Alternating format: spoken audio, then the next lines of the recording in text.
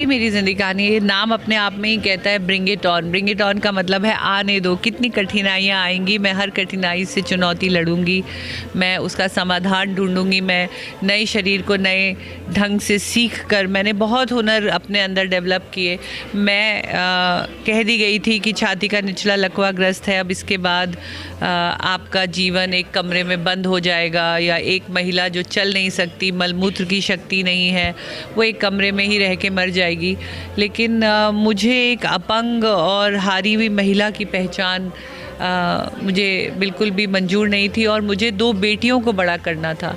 और 2 बेटियां अगर ऐसी माँ को देख के बड़ी होंगी जो हारी हुई है, हताश है, लाचार है, तो वो कैसे, उनका मनोबल कैसे बढ़ता। और मेरी तो बड़ी बिटिया भी दिव्यांग है।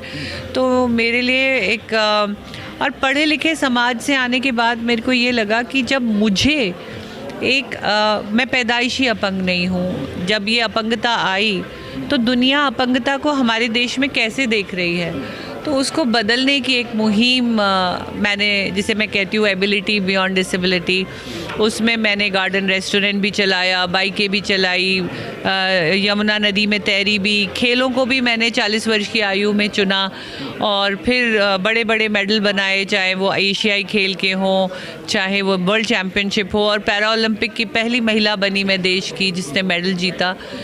तो ये सिर्फ उसका सफ़र नहीं है, ये साथ में एक सवाल भी था अपने समाज से, अपने देश से, कि क्यों पॉलिसीज़ हम लोगों के लिए नहीं है। और जब मुझे पद्मश्री मिला तो आदरणीय नरेंद्र मोदी जी ने मेरी पीठ थपथपा कर मेरी माँ को ये कहा कि खेलों में तो जो किया वो किया, ये पद्मश्री इनको ज़्यादा मिला कि इन्होंने वो बदलाव लाने की कोशिश करी जो ये चाहती थी, तो उस प्रयत्न को सराहा। तो मुझे लगा कि इसको जब युवा पढ़ेंगे तो उनके अंदर हिम्मत जगेगी, उन्हें देश के लिए कुछ करने के लिए, या अपने जीवन में एक ध्येय रखकर और बिना मन के हारे लगातार चाहे कोई भी मुश्किल हो वो उसको, अपनी चुनौतियों को पूर्ण करने के लिए हिम्मत से आगे आएंगे।